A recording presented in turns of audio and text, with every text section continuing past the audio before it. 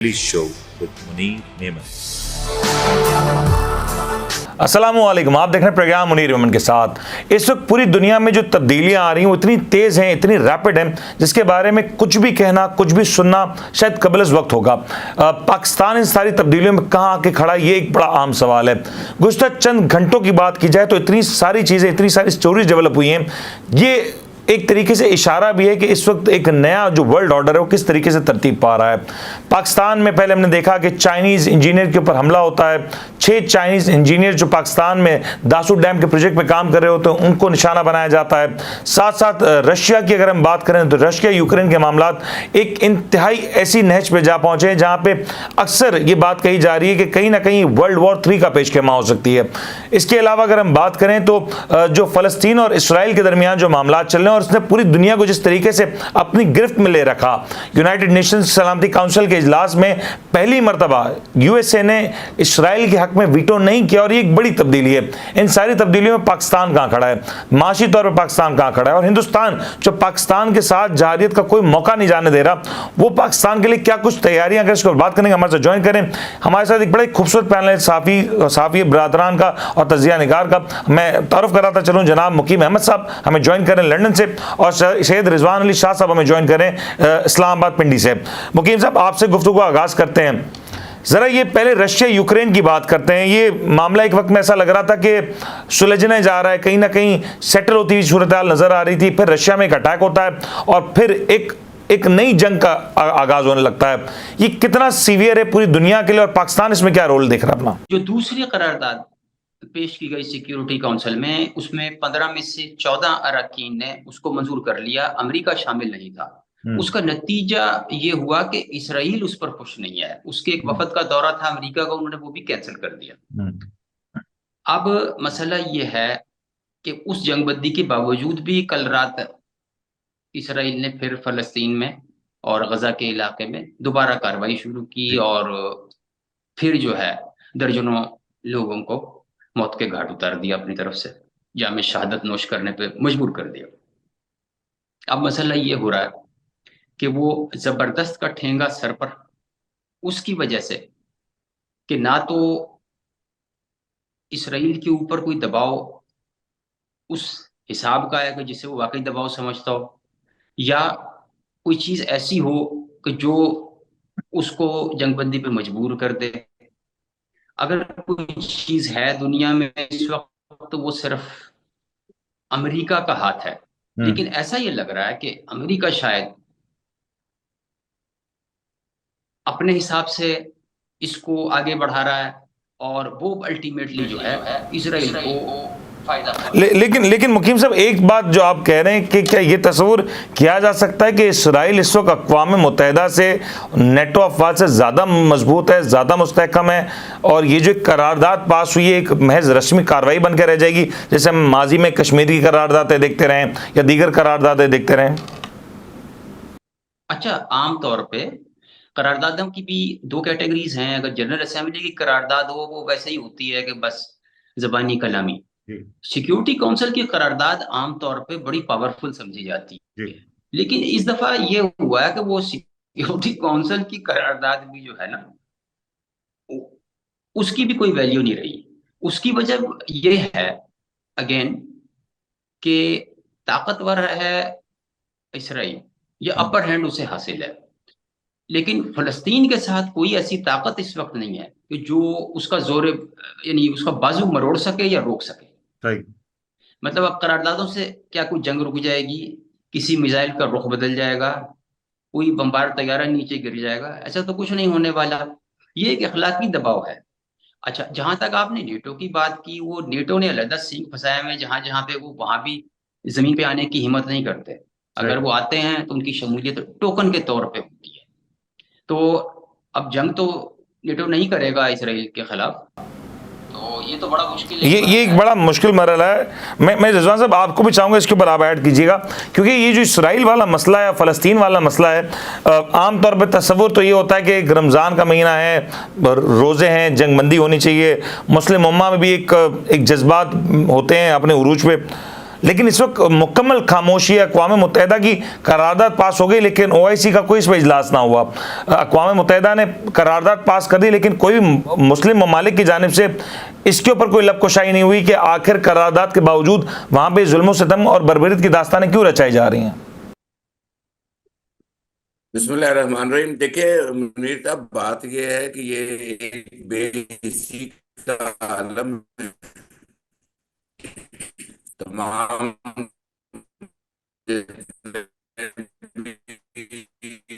मुस्लिम ममालिक हैं उन, तो मैं ये समझता हूँ अरब ममालिक बेहिसी है कि उनको नजर आ रहा है, लेकिन वो अपने मुफादात, अपनी तजारत, अपनी इकोनॉमी की खातिर जो एक ताल्लुक रखे हुए हैं इसराइल से, और उन्होंने बिल्कुल फ़लस्तीनियों की तरफ से आंखें बंद कर ली हैं, वो बिल्कुल काबिल मज़म्मत है। इसके अंदर मुझे कोई आर नहीं, मैं खुलकर यही बात कहूँगा कि ये मुसलमानों की एक बहुत बड़ी नाकामी है और एक बहुत बड़ी बेहिसी है कि वो ममालिक जो इस वक्त मुसलमानों के ममालिक के अंदर एक ताकत रखते थे, एक दर्जा रखते थे, या उनकी बात की कोई वैल्यू थी, उन्होंने फ़लस्तीन के मसले के ऊपर आंखें बंद कर ली। 38,000 से ज्यादा फ़लस्तीनी बेगुनाह वहां पर शहीद कर दिए गए, बल्कि ये कहना चाहिए कि उसके उस इलाके के अंदर इसराइल को फ्री हैंड दे दिया गया है कि वो उनको बिल्कुल उनका शिकार करे। जब वो चाह रहा है उनको शहीद कर रहा है, उनको वहां पर जिंदगी तंग कर दी है, उनकी खाने पीने का इसी की ऐसी अचीवमेंट है जो मुसलमानों के लिए कुछ हुआ हो, सिवाय इसके कि सारे जमा होते हैं, कि इजलास करते हैं, मजम्मत होती है और खत्म हो जाते हैं। लेकिन रिजवान भाई ये बताएं ना, रिजवान भाई कथा कलामी कर रहा हूँ, मुझे ये बताएं कि आप जो कह रहे हैं कि सही है जमा होते हैं, इस बार तो ऐसा लगता है कोई जमा होने के लिए भी तैयार नहीं है। इस बार तो ऐसा लगता है कि अब हमने सोच लिया कि हो रहा है और एक होता चला है, इसमें कोई नई बात तो है नहीं, हम तो यूज हो चुके हैं सबके। ये यूज टू हम इस वजह से हो चुके हैं कि हमें जिस तरह का एक आपको पिक्चर दिखाई जाती है, एक चीज दिखाई जाती है, उसके अंदर ऐसे ही नजर आता है। तमाम मीडिया आपको पता है किसकी सपोर्ट में चल रहा है, तमाम मामला चल रहे हैं, इसके दर पर्दा आप जो देख रहे हैं ये खामोशी है, बेसी है, ऐसे नहीं है। ये बेसिकली अपनी इक्तसादियात के लिए लेकिन रिजवान में कोई तो मुस्लिम मुल्क होता, कोई तो ऐसा मुल्क होता है जहां से आवाज उठती। पहले हम देखते रहे माजी में, फिर सऊदी अरब से आवाज उठती थी, कतर से आवाज उठती थी, दीगर मुस्लिम ममालिक से आवाज उठती थी, पाकिस्तान से बड़ी मजबूत आवाज उठती थी। इस बार कहीं से वो आवाज उठ नहीं पा रही है, बहुत मध्यम सी आवाज अगर कहीं है भी तो। देखें, अगर आज ये अचानक उठती हुई नजर नहीं आ रही ना, तो ये खाली अचानक नहीं हुआ। आप इराक की वॉर से इसको देखना शुरू करें कि कैसे अमेरिका ने आस्ता आस्ता मुस्लिम ममालिक को एक दूसरे के खिलाफ ऐसे खड़ा किया, एक ऐसी महाजराई आपस में क्रिएट कर दी कि कतर सऊदी के साथ, सऊदिया के साथ नहीं है, सऊदी अरब के साथ, यमन नहीं है, उर्दन उसके अगेंस्ट है। मतलब वो तमाम ममालिक आपस में एक दूसरे के साथ ऐसी जाती और एक ऐसी सियासी चपकलेश में मुब्तला है जिसके एक प्लेटफॉर्म पे खड़े ही नहीं होते। मैं मुकीम साहब से हर रमजान में ये जी रमजान के अंदर होता है, यह रमजान में होता है और हर बार रमजान में बढ़ के किया जाता है। मुकीम साहब मैं चाहूंगा इसके ऊपर आप भी जरूर ऐड कीजिएगा। एक हम देख रहे हैं ग्लोबली तब्दीलियां होती थी, पहले माजी में हमने देखा कि जी सर, आवाज आ रही है आपको मेरी? मुकीम साहब आपको मेरी आवाज आ रही है? जी देखें, अब वक्त का सर आ रही है। मैं आपका जवाब सवाल मैंने सुन लिया। गुजारिश ये है कि अब हर मुल्क जो है अपने जाती मफादात या मुल्की मफादात को देखकर आगे बढ़ रहा है। अभी हालिया एक रिपोर्ट आई है 2 दिन पहले कि वो जो जेट जहाजों का फ्यूल होता है जी, वो दुनिया के कुछ 2-3 ही ममालिक बना रहे हैं और वो सारे इस्लामी ममालिक हैं। इसराइल को सप्लाई बाकायदगी से जारी है। अब इसके बाद आपको क्या कहे आदमी कि वो मुस्लिम उम्मा वाली बात तो अब तो रही नहीं है। और आप ये भी तो जिक्र करें लाजमी कि जो तुर्की तुर्की हम करते हैं, तो तुर्की की सबसे बड़ी ट्रेड इसराइल के साथ।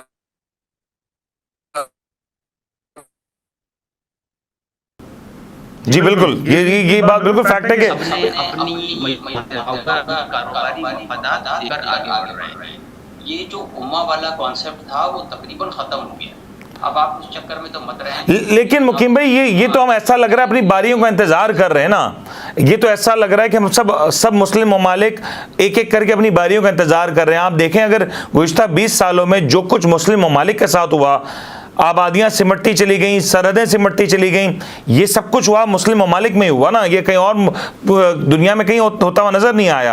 अगर इसके बरक्स आप इसराइल की बात करें, आप हिंदुस्तान की बात करें, उन्होंने अपनी सरहदों को इजाफा किया, उसमें तोसी की। कहीं वो कश्मीर पे काबिज हो जाते हैं, कहीं वो फ़लस्तीन पे काबिज हो जाते हैं। तो ये तो हमारी कमज़ोरी है, सीरियस कमज़ोरी है।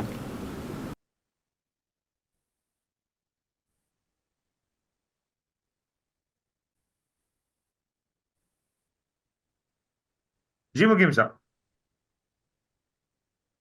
हमारी है जिसका दुश्मन मुल्क ने आगे बढ़ के कोई अमली कदम नहीं उठाया। उन्होंने कोई वो विल नहीं दिखाई कि जिससे हम ये कह सके कि हाँ जी वाकई वो जंगबंदी के लिए संजीदा है। तो ये सूरत हाल है, और इसको सामने रखते हुए अब हर मुल्क जो है वो अपने मुस्तकबिल के मंसूबों को बनाएगा या आगे बढ़ाएगा। कि जब आपको ये पता है कि अगर खुदा न खास्ता कल को कोई मुश्किल वक्त आया तो किसी ने हमारा साथ नहीं देना, कोई हमारी मदद को नहीं आएगा, और किसी पे हम तकिया नहीं कर सकते, तो आपकी स्ट्रेटेजी जो है वो फिर कंप्लीटली डिफरेंट होगी। अब या तो है कि वो यही कह सकते हैं कि जिसे नाने जमी बख्शी है तूने, उसे बाजुए हैदर भी अता कर।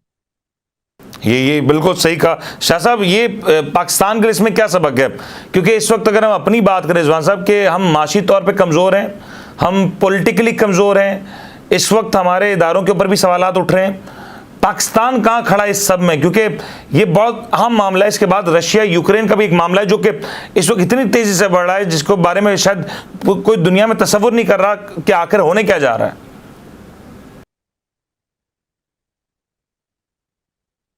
देखें, इस वक्त हर मुल्क इतने बुरे तरीके से अपने माशी हालात में और अपनी सियासी हालात में इतने बुरे तरीके से गिरफ्त में कर दिया गया है कि वो, मेरा ख्याल है कि ओपन होकर ना कि इंटरनेशनल पॉलिसीज के ऊपर बहुत एहतियात से काम ले रहे हैं, बल्कि इसको कहना चाहिए बड़ी मुनाफकत से काम ले रहे हैं। कई जगह पर आप चाहते हुए भी कोई बयान नहीं दे सकते, सपोर्ट नहीं कर सकते, और कई जगह पर आप उसकी मुखालफत भी नहीं कर सकते। तो देखिए, पाकिस्तान से ऑलरेडी सियासी हालात पाकिस्तान के मुनासिब नहीं लग रहे हैं। एक हुकूमत जिसके जो अवाम सोचती है कि जिसका मैंडेट नहीं था वो हुकूमत के अंदर बैठे हुए हैं, ठीक है। और जो माशी हालात हैं वो इस कदर ख़राब है कि अवाम का जीना दोभर हो चुका है महंगाई से। सर वे आउट क्या है शाह साहब, ये बताएं ना। ये तो आप वो बात बता रहे हैं जो हम सब जानते हैं, इसका वे आउट बताएं, क्या पाकिस्तान कर सकता है इसमें? मेरी कौन सुनेगा या आपकी कौन सुनेगा? वे आउट कौन सुन देगा? वे आउट तो वो देंगे जो हुकूमत में बैठे उनके। सर तो हुकूमत का वे आउट तो यही है कि पेट्रोल पे 100 रुपये बढ़ा दो, बिजली के निर्ख में इजाफा कर दो, गैस के निर्ख में इजाफा कर दो। ये तो कोई वे आउट ना हुआ। इस वक्त पाकिस्तान की तमाम इंडस्ट्रीज बंद होने के कगार पे आ चुकी हैं। इंडस्ट्रीज के ऊपर फॉर सेल का बोर्ड लग चुका है। वे आउट देख रहे हैं, वो वे आया कहाँ से है? हुकूमत ने कौन से ऐसे मंसूबे लगाए हैं जहां से जो है आपकी एक्सपोर्ट बढ़ गई? हुकूमतों ने कौन सा ऐसा वक्त गुजारा जहां पर आपका मुल्क जो है वो टेक्सटाइल इंडस्ट्री तरक्की कर गई? हुकूमत में तो हमेशा से इसी तरह करते आए हैं कि अवाम के ऊपर बोझ डाल दो, पेट्रोल महंगा कर दो, बिजली महंगा कर दो। तो सर ये कोई नई बात तो ना हुई ना, ये तो कोई नई बात ना हुई। जदीद दौर के तकाजे ये तो नहीं कहते अब। नहीं तो आप समझते हैं कि इस हुकूमत के पास कोई ऐसी ठोस हिकमत अमली है कि पाकिस्तान रातों रात तरक्की कर जाएगा? ये इलेक्शन से पहले की बातें होती हैं मुनीर साहब, इलेक्शन के बाद किसी को ख्याल नहीं होता। लेकिन शाह साहब मुझे एक बात समझा देना। ये अब हम देख रहे हैं कि एक तरफ आग लगी हुई पूरी दुनिया में, रशिया पूरी दुनिया की आंखों में आंख डाल के सुपर पावर्स को बता रहा है कि वो जंग के लिए तैयार है। वो कहता है कि अगर हम पे हमला हुआ हम उसका जवाब देंगे, उसमें चाहे कोई भी मुल्क मुलव्वस हो, कोई भी आलमी ताकत मुलव्वस हो, हम उसका जवाब देंगे। इसका मतलब ये हुआ कि एक आलमी जंग हमारे दहाने पे खड़ी है और हम उसके लिए तैयार नहीं है। कल को ये जंग बढ़ जाती है, इंटरनेशनली कोई ग्लोबली कोई ऐसी सिचुएशन डेवलप हो जाती है, पाकिस्तान तो कमजोर है माशी तौर पे, हम किसी तौर पे अफोर्ड नहीं कर सकते कि इस वक्त मुल्क में तो छोड़े दुनिया में कहीं अदम इस्तेकाम हो। देखें, हम बहुत कुछ अफोर्ड नहीं कर सकते। हम तजारत अफोर्ड नहीं कर सकते, हम एक्सपोर्ट अफोर्ड नहीं कर सकते, हम सियासी गैर इस्तेकाम अफोर्ड नहीं कर सकते, हम माशी हालात अपने अफोर्ड नहीं कर सकते। मतलब हम कुछ भी अफोर्ड नहीं कर सकते इस वक्त, इसलिए कि जब तक आप एक मजबूत सियासी सेटअप नहीं लेकर आ सकते, जब तक आप एक मजबूत ऐसी गवर्नमेंट जिसको इंटरनेशनली सुना जाए उस वक्त तक जब तक आप लेकर नहीं आ सकते, आपकी खारजा पॉलिसी किस तरह मेंटेन हो रही है, आपकी दाखिला पॉलिसी किस तरह मेंटेन हो रही है, और क्या अवाम आपकी कारकर्दगी से और आपसे। सर खारजा पॉलिसी हो रही है ना मेंटेन। शाह साहब, आपके वजीर खारजा इसहाक डार साहब कह रहे हैं हमें हिंदुस्तान से तिजारत के दरवाजे खोलने होंगे, हिंदुस्तान लाख मना करे हम दरवाजे खोलेंगे। हम आपके साथ तजारत नहीं करना चाहते। देखें, बात यह है कि एक होता है कि आप एक बयान खाली जारी कर दें, लेकिन ग्राउंड रियलिटीज के साथ चीजें बहुत डिफरेंट नजर आ रही हैं। मुकीम साहब, आप इस पे ऐड जरूर कीजिएगा। मैं चाहूंगा कि ये बताएं ना, इस वक्त इतना कुछ हो रहा है दुनिया में और इतनी रैपिड हो रहा है, पाकिस्तान आज भी हिंदुस्तान से तिजारत करनी है ना करनी है इसके ऊपर क्लियर नहीं है। आपके वजीर खारजा कोई पॉलिसी नहीं दे पाते, फिर वो आते हैं और एक बयान दे देते हैं जिसके बारे में कोई एक्सपेक्ट भी नहीं कर रहा होता। शायद उनके इर्द गिर्द बैठे हुए लोगों को नहीं पता होता कि वो इस तरह का कोई बयान दे देंगे। वजारत खारजा एक अलग मामला चला रही है, खुद वजीर खारजा अलग मामला चला रहे हैं। क्या हम क्या निकालना चाह रहे हैं इस सारे सिचुएशन से? ये मैं एक मिनट आपके जवाब से पहले मुकीम भाई एक तरह मुनीर साहब से कहना चाहता हूँ, ये मुझे ये तो समझा दे कौन किस किस वजारत पे बैठा है और वो उस वजारत का काम भी कर रहा है या नहीं। सर ये मुकीम साहब मेरे ख्याल से ज्यादा बेहतर इलैबोरेट कर देंगे। ओके, देखिए, ये इंडिया के साथ तिजारत जो है मियां नवाज शरीफ का एक फ्लैगशिप प्रोजेक्ट था। पहले भी वो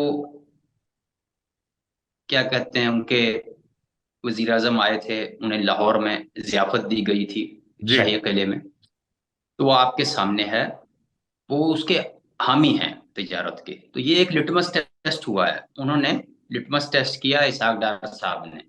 और हामी क्यों है ये भी तो राज की बात बताते हैं। नहीं, मेरे पास ऐसा कोई राज नहीं है, वो आपके पास है। नहीं, वो राज तो फिर चले, फिर वो फिर मामला अलग हो जाएगा।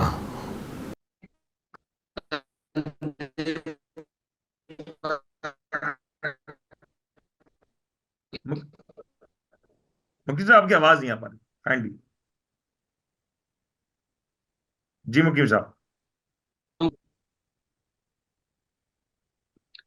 जी मुनीर भाई आपकी आवाज नहीं आ रही है। उन्होंने अंदाजा हो जाए। अब मसला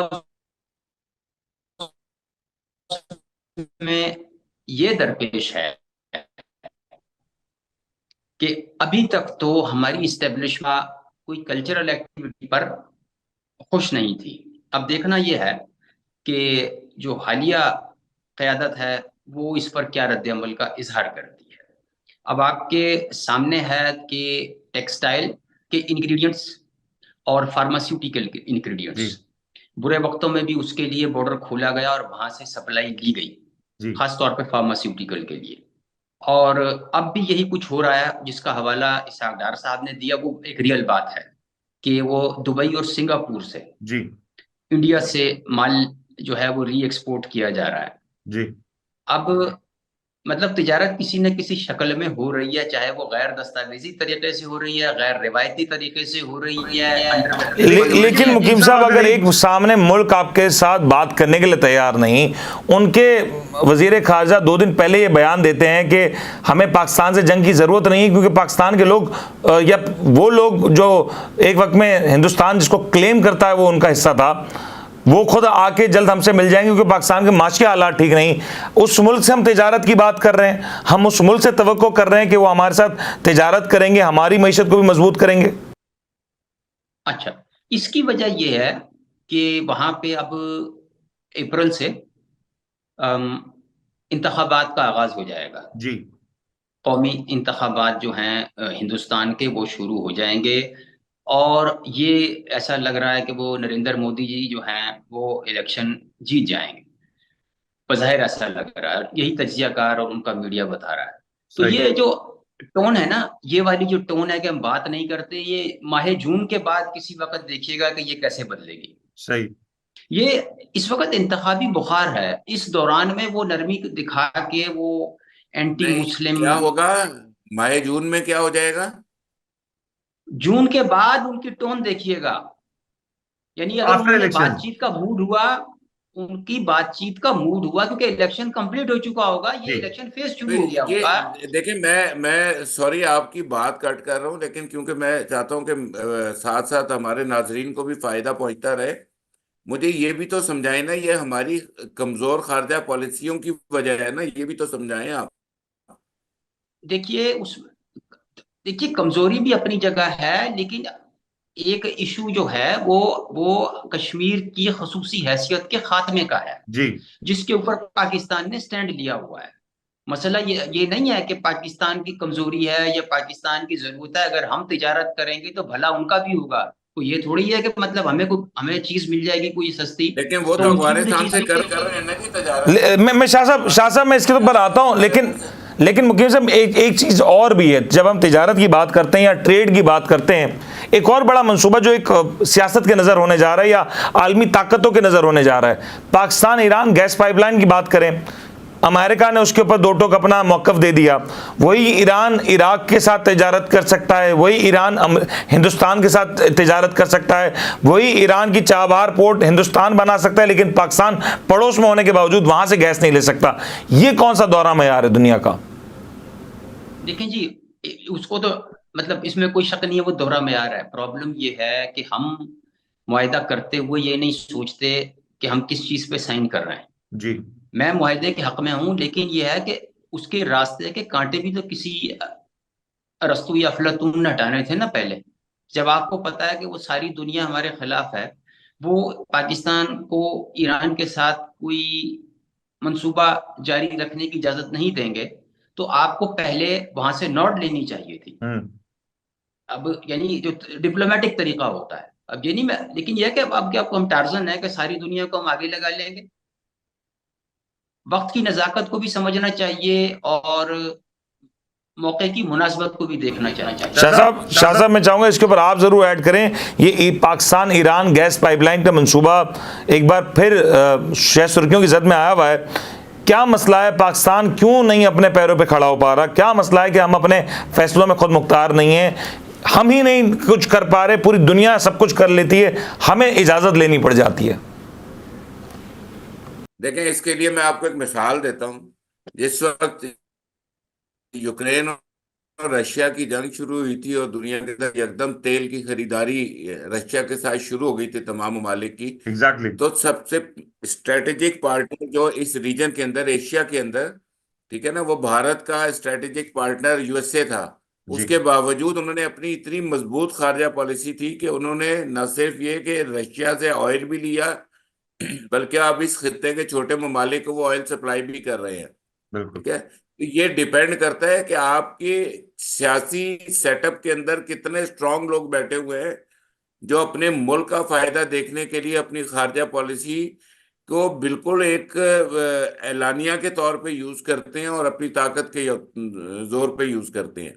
लेकिन जिस हम मुल्क के मफादात को आप सामने रखकर फैसला करते हैं कि हमारे लिए ये बेहतर है, तो उस वक्त फिर आप दो टोक होकर फैसला करते हैं कि देखें ये हमारे मुल्क की इकोनॉमी के लिए बेहतर है। सर ये फैसला हम क्यों नहीं कर पा रहे? ये फैसला बाकी ममालिक कर जाते हैं, हम नहीं कर पाते। इराक अगर ईरान से गैस मुआहिदा कर सकता है तो पाकिस्तान में क्या मसला है? हमने ये जो मुआहिदा आज तो नहीं किया, ये प्रोजेक्ट आज तो शुरू नहीं किया। पाकिस्तान का मसला है पाकिस्तान के माशी हालात। जब हम्म। आपके माशी हालात सही ना होंगे, जब आपका अपना इंटरनल एक रेवेन्यू आने का सिलसिला नहीं होगा, इंडस्ट्रीज जो है वो बिल्कुल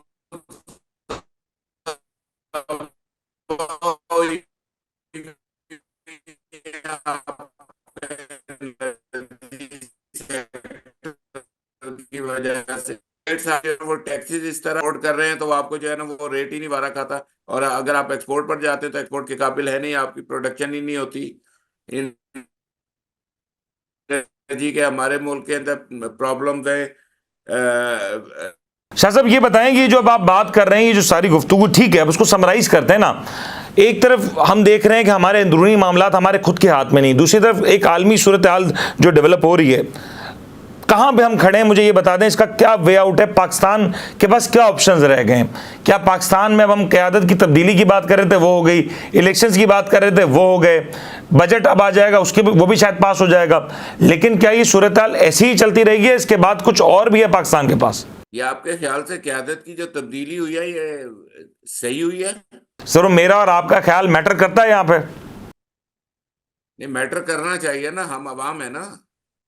क्या आप समझते हैं कि ये वही हुकूमत है जिसको अवाम ने वोट देकर मुंतखब किया? लेकिन शाह साहब अगर क्या कोई दूसरी हुकूमत होती तो आपको लगता है सूरत हाल फर्क होती? सर देखें, बोल्ड डिसीजन लेने के लिए सूरत हाल फर्क होना जरूरी नहीं है। सिर्फ एक आप डिसाइड कर लें कि आपने अपने मुल्क को जो है ना, मुल्क के लिए जो है ना बोलना है, तो फिर आप डिसाइड करें। उठ बांध कमर क्यों डरता है, फिर देख खुदा क्या करता है। आप पहले एक बोल्ड स्टैंड तो लेना शुरू करें ना। आप उधर की भी सोचते हैं, आप अपनी भी सोचते हैं, आप मतलब वो जब तक आप एक भरपूर स्टैंड नहीं लेंगे, आप स्टैंड लेकर खड़े हो जाए ना, देखें फिर अल्लाह। सर क्या स्टैंड लें, एक मुझे आप बताएं शाह साहब, आप बोलें स्टैंड लें। इस वक्त अमेरिका में जो सेनेट वहाँ पे यूएस स्टेट डिपार्टमेंट की एक ब्रीफिंग होती है, उसमें पाकिस्तान के इलेक्शंस के ऊपर बात होती है, वहाँ पे एक सवालिया निशान है, वहाँ पे हमारे इंटरनल जो मामलात हैं, हमारी कमजोरियों की वजह से बात होती है ना, हमारे सियासी सेटअप की कमजोरियों की वजह से बात होती है। जब आप करप्ट लोगों को लाकर बिठा देंगे सीटों पर तो फिर बातें होंगी। जब आपका किरदार बेदाग होता है तो फिर आपके खिलाफ कोई बात नहीं कर सकता। सर वे आउट क्या है, मुझे ये बताएं वे आउट क्या है? इतलात ये है कि पीपल्स पार्टी के भी कुछ इस हवाले से इख्तलाफात हैं, वजीर खारजा जो सागदार साहब को बनाया गया है और जो स्टेटमेंट्स वो दे रहे हैं बतौर वजीर खारजा, पीपल्स पार्टी भी इस हवाले से नाला है कुछ। देखें, ये सेटअप कोई ज्यादा अरसा लंबा चलता नजर नहीं आ रहा है, क्योंकि ना हुकूमत के पास कोई माशी पॉलिसी है, ना हुकूमत के पास कोई खारजा पॉलिसी है। हुकूमत बस दिन गुजार रही है। अभी आईएमएफ के साथ आपका ये किस्त का मामला है, उसके बाद आपने आईएमएफ के साथ एक नए प्रोग्राम पे जाना है, तो चीजें इतनी अच्छी नजर नहीं आ रही। और ये एक चीज़ और बताएं शाह साहब वाइंड अप करने के लिए, इतलात ये हैं कि अब गालिबन अगले कुछ अरसे में जलसे जुलूस एहतजाजी तहरीक भी पाकिस्तान में शुरू हो सकती है। इस्लामाबाद में तहरीक इंसाफ को जलसे की भी इजाज़त मिल चुकी है। JUI एक तरफ एक बड़े लॉन्ग मार्च और जलसों की बात कर रही है। अगर यही सारा कुछ होता रहा और हम देख रहे हैं ग्लोबली जो कुछ हो रहा है, तो पाकिस्तान की क्या सूरत हाल बनती नज़र आ रही है?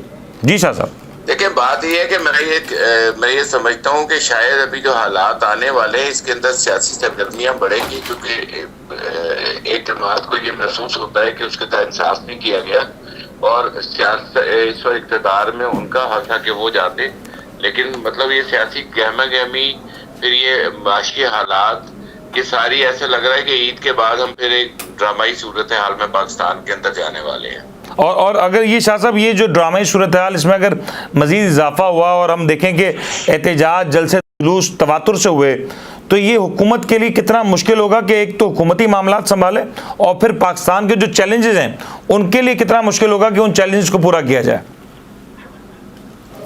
देखिए, पाकिस्तान के लिए इस वक्त मैं समझता हूँ कि इंतहाई सोच समझ के तमाम जो है वो मामलात को हैंडल करने की जरूरत है। वजह यह है कि आपके खित्ते की जो मौजूदा सूरत हाल है वो एक जंग की तरफ जा रही है।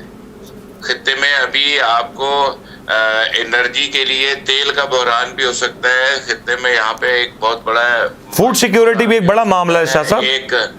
जी, आपकी वाटर सिक्योरिटी, आपकी फूड सिक्योरिटी एक बहुत बड़ा मामला आ रहा है। तो मतलब वो चीजें ऐसे नजर आ रही है कि हर मुल्क तैयारी में लगा हुआ है, लेकिन यहाँ पर हमारे यही फैसला नहीं हो रहा ये फार्म 45 क्या था। शाह साहब एक चीज आखिरी बता दें, हम देख रहे थे कि पाकिस्तान का जो नहरी निज़ाम था उसके ऊपर हिंदुस्तान ने तो बहुत सारे डैम्स बना दिए, वहां से पाकिस्तान का वाटर फ्लो भी काफी हद तक कम हो गया। पाकिस्तान में जब डैम्स बनाने की बात होती है, यहाँ पे चाइनीज इंजीनियर्स को निशाना बनाया जाता है। ये चाइनीज इंजीनियर को निशाना बनाने में जो सबसे अहम जो किरदार है वो हमें सबको पता है कि वो कौन सी कुव्वत है और कौन बेनिफिशरी है। पाकिस्तान की सिक्योरिटी फोर्सेज क्यों इस हवाले से कोई कार्रवाई नहीं करती? हम देखते हैं कि अफगानिस्तान से कोई कार्रवाई होती है तो अब हम जवाब देते हैं, बड़ा तगड़ा जवाब देते हैं। ईरान से भी हमने जवाब दिया जब ईरान से कोई चीज हुई। यहां से अगर हम देख रहे हैं कि eastern side of the border से अगर कुछ होता है तो हम उस तरह का जवाब नहीं दे पाए आज तक। देखें, जवाब तो हम दे पाते हैं, लेकिन आपको पता है वो दुश्मन है बहुत, उसके आदमी वो अच्छा होगा। तो एक अच्छा मुल्क है जो एक अपने पैरों पे खड़ा होना चाहता है तो उसके दुश्मन भी बहुत हैं, क्योंकि हम दुनिया के अंदर वाहिद इस्लामी एटमी कुव्वत हैं। तो सबकी नजरें हमारे ऊपर ही है कि हम इतना उठ ना सके, हम माशी तौर पे इतने अपने पैरों पर ना खड़े हो सके, हम दिफाई तौर पे इतने मजबूत ना हो सके, हम सियासी तौर पे हमेशा अदम इस्तेकाम का शिकार रहे। तो ये बेसिकली तमाम वो अवामिल हैं जिसकी वजह से आज पाकिस्तान इन हालात में खड़ा हुआ है। तो अभी पाकिस्तान को संभालने की भी जरूरत है। पाकिस्तान के इस वक्त जो सिक्योरिटी के मामलात हैं वो भी आप देख लें कि काफी परेशान कुन होते जा रहे हैं। मुख्तलिफ इलाकों के अंदर दहशतगर्दी भी हुई है और सरहदी हालात भी हैं। तो मेरा ख्याल है कि इसके ऊपर अभी बहुत सख्त जरूरत है कि तमाम जमातें भी बैठे, तमाम कुव्वतें भी बैठे, तमाम इदारे भी बैठे। मुकीम साहब लास्ट कमेंट प्लीज, ये जो बहुत ही मजबूत किस्म की जी बिल्कुल सही मुकीम साहब, लास्ट कमेंट, ये जो मामला है पाकिस्तान इस सब में क्या कर सकता है, क्या करना चाहिए? इंटरनली जो कुछ हो रहा है पाकिस्तान में, कितना बड़ा चैलेंज होने जा रहा है आगे चल के सारे मामलात को देखना, क्योंकि ग्लोबली हम देख रहे हैं कि इन्फ्लेशन है, ग्लोबली महंगाई है, असरात पाकिस्तान पर हैं और काफी ज्यादा हैं। पहले तो हमें अपने अंदरूनी मामला दुरुस्त करने पड़ेंगे और ये जो सियासी पोलराइजेशन है इसका खात्मा करना पड़ेगा। उसके बगैर मुआशी इंजन आगे नहीं चलेगा। फिर हमारे जो तीनों बॉर्डर हैं वो तीनों पुरसकून नहीं है। ना हमें इंडिया से ठंडी हवा आती है, ना अफगानिस्तान हमसे राजी है, ना ईरान वाले खुश हैं। तो हमें यह है कि 1 by 1 ये हमारे छाए हैं, उनके साथ सूरत हाल को इम्प्रूव करना पड़ेगा और केस टू केस बेसिस पे। मुकीम साहब, ये जो इंटरनल बबल एक बनता जा रहा है जो कि बहुत हर रोज सिवियर होता जा रहा है, ये कितना अलार्मिंग हो चुका है पाकिस्तान में इस वक्त? देखिए जी, अब 25 अप्रैल से मौलाना साहब बाहर आ रहे हैं, पीटीआई वो पहले ही सड़कों पे है तकरीबन। बाकी सर जो इदारों में जो एक अदम एतमाद आ चुका है, जिसकी एक झलक हमने कल रात देखी कि किस तरीके से 6 जजेस ने एक खत लिख दिया, ये जो सारा कुछ एक बबल क्रिएट हो रहा है, ये कहां पे जाके एंड होगा? ये एंड तो कोई गैब का इल्मी जानने वाला ही बता सकता है। मैं तो सिर्फ ये अंदाजा लगा सकता हूँ कि मतलब मुश्किलात बढ़ रही है। अब उसमें गुजारिश ये है कि ये 6 जजेस का खत है, ये एक बॉम्बशेल से कम नहीं है कि ये इतनी बड़ी एक डेवलपमेंट हुई है जो इससे कम से कम मेरी नज़र से नहीं जी। यानी हम कहते थे, हम सुनते थे कि फलां आया, किसी जज को मिल के चला गया, पिछले दरवाजे से फलां को आते या जाते हुए देखा। जस्टिस शौकत अजीज सिद्दीकी वाला मामला आया, उन्होंने बाकायदा तौर पे नाम लिए। अब मसला यहाँ पे ये आ गया कि ये चीज़ जो है ओपन हो गई है और 6 जजों ने जो लिख के भेज दिया वो सोशल मीडिया और मीडिया के ऊपर भी आ गया। उन्होंने जुडिशल काउंसिल को भी लिख दिया और चीफ जस्टिस को भी कहा है कि जनाब आप भी कुछ करें। दूसरी तरफ जो है बार काउंसिल्स वो तो एक पाँव भी खड़ी होती हैं, अल्लाह के फजल से वो भी बाहर आ गए कि जी हम जो है इन जजों के साथ हैं। तो अब ये है कि तंदूर गर्म हो रहा है Aahista Aahista. At the end ultimate मुकीम साहब, इसका जो खमियाजा है वो, मैं गलत नहीं हूं तो हुकूमत वक्त को भुगतना पड़ेगा। ये सारा मलबा, ये सारा बोझ हुकूमत वक्त पे जाएगा। कुछ भी नहीं होता, मतलब हुकूमतों को क्या होना है? हुकूमतों में जो लोग हैं वो अगर अपोजिशन में भी बैठे तो तब भी उनकी मराद कम नहीं होंगी। अब मसला तो गरीब अवाम का है सही कि वो तरफ ये है कि IMF की चक्की के अंदर उसका सर आया हुआ है, वो उसको बारीक से बारीक पीसेगा और बाकी जो है इनके नामा माल वो भी हमारे खाते में आने वाले हैं सारे, कि कर्जे किसी ने लिए, सूद हमारी औलादें चुकाएंगी। बिल्कुल ठीक, बिल्कुल ठीक। मुकीम साहब, मेरे पास प्रोग्राम का वक्त अपने इख्तिताम पे पहुंचा। मुकीम साहब आपका और रिजवान साहब, शाह साहब आपका बहुत बहुत शुक्रिया। आप दोनों ने प्रोग्राम में जो गुफ्तगू की, जो अपने राय का इजहार किया, यकीन तौर पे ये पाकिस्तान के लिए एक हसास मामला है और पाकिस्तान इस हवाले से काफ़ी ज़्यादा इंटरनली मुश्किलात का शिकार है। पाकिस्तान को इंटरनली अपने सारे मामलात को सही करना होगा, तभी हम इंटरनेशनली जो ग्लोबली जो चैलेंज हैं उनसे मुकाबला करने के लिए तैयार हो सकेंगे।